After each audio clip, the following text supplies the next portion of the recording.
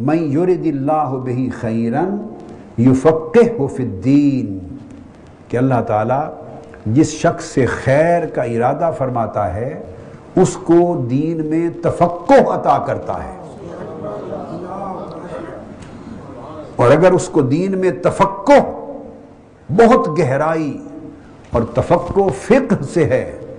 اور فقہ کہتے ہیں جیسے آپریشن کیا جاتا ہے، سرجری کی جاتی ہے اور پیٹ کو پھاڑ کر اندر کے اعضاء کو کھول کے دیکھ لیا جاتا ہے، یہ ہے فقہ کا معنی، کہ علم میں اتنی گہرائی، اتنی تحقیق و تدقیق ہو کہ اس مسئلے کا پیٹ پھاڑ کر اس کے ظاہر و باطن ہر چیز کو وہ آدمی جانتا ہو اور تہ تک پہنچنے کی صلاحیت رکھتا ہو۔ اللہ تعالیٰ جس کو تفقہ عطا کر دے، دین میں اتنی مہارت عطا کر دے، علوم میں، سمجھیں کہ اللہ نے اس کے ساتھ بڑی خیر کا ارادہ فرمایا۔ اور جس کو تفقہ نہیں ملی وہ صرف دعوت الی الخیر، امر بالمعروف اور نہی عن المنکر تک مأمور ہے، اس سے آگے کی اس کو اجازت نہیں ہے۔ یہ پوری امت کا کام ہے، یدعون الی الخیر یامرون بالمعروف وینہون عن المنکر، معروف چیزیں جو ہیں بس اس سے آگے اسے بڑھنے کا حق نہیں ہے، ورنہ اپنے دائرے کو کراس کرے گا تو اس کو ٹرانسگریس کہتے ہیں، ٹریس پاس کہتے ہیں، ٹرانسگریشن کہتے ہیں۔ وہ ٹریس پاس کرے گا دین کے دوسرے علم کے دائرے میں جس میں اسے ملکہ اور مہارت نہیں، جب بات کرے گا تو اس سے فتنہ پیدا ہوگا۔ اور ایک بات امام بخاری کے حوالے سے عرض کر دوں کہ تفقہ ملتا کسے ہے اور ملتا کہاں سے ہے؟ تفقہ جس کی بات ہو رہی ہے، جس کے ذریعے یہ آداب علم آتے ہیں، یہ آداب تعلیم آتے ہیں، آداب تبلیغ آتے ہیں، یہ تفقہ ایک خیرات ہے، اور عطا اس کی بارگاہ الہی سے ہوتی ہے اور تقسیم صرف بارگاہ مصطفیٰ سے ہوتی ہے۔ یاد رکھ لیں، تفقہ ایک خیرات ہے، تفقہ ایک خیرات ہے، اور ہر خیرات دینے والا صرف اللہ ہے، اس میں کسی کو کوئی شک نہیں ہے، اور کوئی مسلک اور کوئی مکتب فکر بھی، میرا اپنی خیال ہے کہ اس بارے میں کوئی دوسری رائے نہیں رکھتا ہوگا کہ حقیقت میں ہر خیرات دینے والا اور عطا کرنے والا اللہ ہے، مگر تقسیم مختلف جگہوں سے ہوتی ہے۔ تو تفقہ بھی ایک ایسی خیرات ہے جو عطا تو اللہ کرتا ہے مگر تقسیم صرف در مصطفیٰ سے ہوتی ہے۔ سو جو لوگ جن کی نسبت در مصطفیٰ سے ہوگی، آقا علیہ السلام کے قدموں سے جو منتسب اور منسوب ہوں گے، آقا علیہ السلام کی بارگاہ کے ساتھ جن کا روحانی تعلق اور ارتباط ہوگا،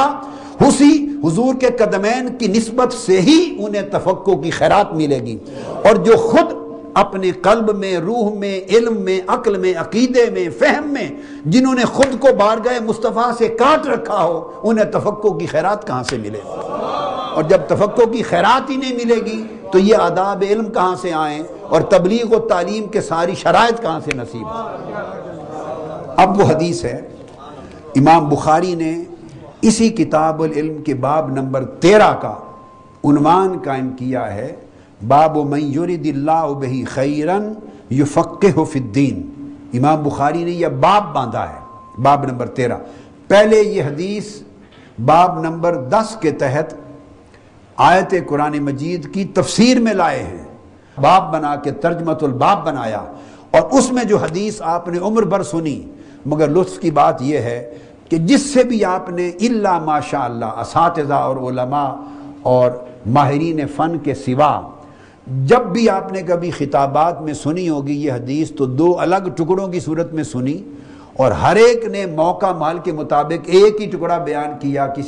کسی نے دوسرے موقع پر دوسرا بیان کیا، اور کامل مضمون کہ یہ وارد کہاں ہوئی حدیث اکٹھا بہت کم موقع ملا ہوگا سننے کا، وہ آج بتاتا ہوں۔ اور وہ یہ کہ آقا علیہ السلام نے فرمایا من یرد اللہ بہ خیرن یفقہہ فی الدین وانما انا قاسم واللہ یؤتی۔ اس حدیث کا مضمون یہ ہے، پورا کامل مضمون یہ ہے۔ اب اس مضمون کے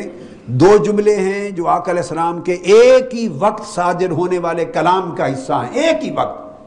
اب اس کو سمجھنے کی ضرورت ہے۔ آقا فرمایا کہ جس سے اللہ تعالی خیر کا ارادہ فرماتا ہے اللہ تعالیٰ جس شخص سے خیر کا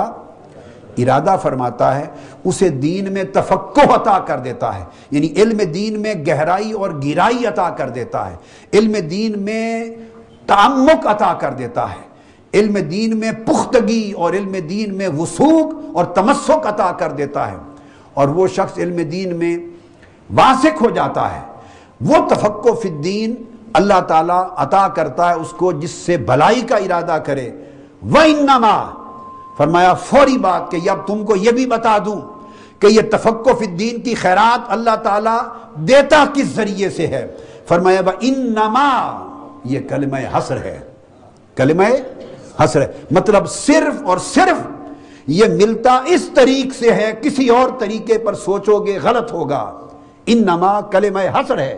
کہ یہ تفقہ فی الدین صرف اس کے ملنے کا طریقہ یہ ہے کہ انما انا قاسم، یہ تفقہ فی الدین کی خیرات صرف میں تقسیم کرتا ہوں۔ آقا علیہ السلام نے فرمایا انما انا قاسم، تفقہ فی الدین کی خیرات صرف میں تقسیم کرتا ہوں، صرف بارگاہ مصطفیٰ سے ملتی ہے۔ جن لوگوں نے اپنی قلبی اور روحانی نسبت آقا علیہ السلام کے قدمین شریفین سے جوڑ لی ہے، حضور کی بارگاہ سے جو منتسب اور مرتبط ہو گئے ہیں، جنہوں نے اپنا دامن مراد حضور کی بارگاہ کے سامنے پھیلا رکھا ہے اور جو در مصطفیٰ کے سائل بن گئے ہیں، اور ہر وقت ان کی توجہ قلب و روح کی علم کے لیے، خیرات کے لیے حضور کی طرف رہتی ہے، انہوں نے آقا سے منہ پھیر نہیں رکھا، وہ خود کو حضور سے بے نیاز نہیں بنا بیٹھے، اور وہ خود کو آقا علیہ السلام کی محتاجی سے الگ نہیں کر بیٹھے، ہر وقت حضور کے محتاج رہتے ہیں، در مصطفیٰ پہ جھکے رہتے ہیں، حضور کی بارگاہ کے سائل رہتے ہیں، دامن مراد آقا کی بارگاہ میں پھیلائے رکھتے ہیں۔ تو واللہ یؤتی، اور عطا اللہ کرتا ہے، فرمایا عطا اللہ کرتا ہے، عطا اللہ کرتا ہے مگر تقسیم میں کرتا ہوں۔ تو یہ تو نہیں فرمایا کہ عطا بھی اللہ کرتا ہے اور تقسیم بھی اللہ کرتا ہے، اس نے کام بانٹ دیا، عطا کر دیتا ہے، عطا ایک جگہ اترتی ہے، اور قاسم ساری کائنات کے لیے مصطفیٰ کو بنا دیا۔ تو امام بخاری کا عقیدہ دیکھیے کہ علم کے باب میں وہ سمجھتے ہیں کہ یہ علم اور تفقہ خود ایک خیرات ہے، اور اس خیرات کا منبع اور چشمہ ہی بارگاہ مصطفیٰ ہے صلی اللہ علیہ وسلم۔ تو جو حضور علیہ السلام کی بارگاہ کا سوالی ہے تو ہمیشہ خیرات سوالیوں کو ملتی ہے، جو سوالی نہیں اسے کون خیرات دیتا ہے؟ تو جو بارگاہ مصطفیٰ کا سوالی ہے وہ تفقہ فی الدین کی خیرات پاتا ہے، اور جو بارگاہ مصطفیٰ سے ہی متمرد ہو اور جس نے وہاں سے منہ پھیر لیا ہو اور بے نیاز کر لیا ہو اپنے آپ کو حضور کی محتاجی سے ہی، اس کو تفقہ فی الدین کی خیرات نہ ملی۔ جب تفقہ فی الدین کی خیرات نہ ملی تو مطلب یہ ہوا کہ اللہ نے اس کے ساتھ خیر کا ارادہ نہیں کیا۔ جب خیر کا ارادہ نہ ہوا وہ عالم ربانی نہ ہوا، جب عالم ربانی نہ ہوا تو علم اور تعلیم و تعلم اور تبلیغ کے آداب ہی نہ ہوئے اس کے پاس۔ سو جو کچھ پھر وہ کہے گا اس سے امت میں سوائے نفرت کے اور کیا پیدا ہوگا؟ فتنہ ہی پیدا ہوگا، خیر نہیں پیدا ہوتی۔ خیر اسی کے کلام سے پیدا ہوگی جس کے ساتھ اللہ نے خیر کا ارادہ کیا ہے، خیر اسی کے کلام سے پیدا ہوگی جس کے ساتھ اللہ نے خیر کا ارادہ کیا ہے، اور اگر اللہ نے اس سے خیر کا ارادہ نہیں کیا تو اس سے خیر صادر کیسے ہو؟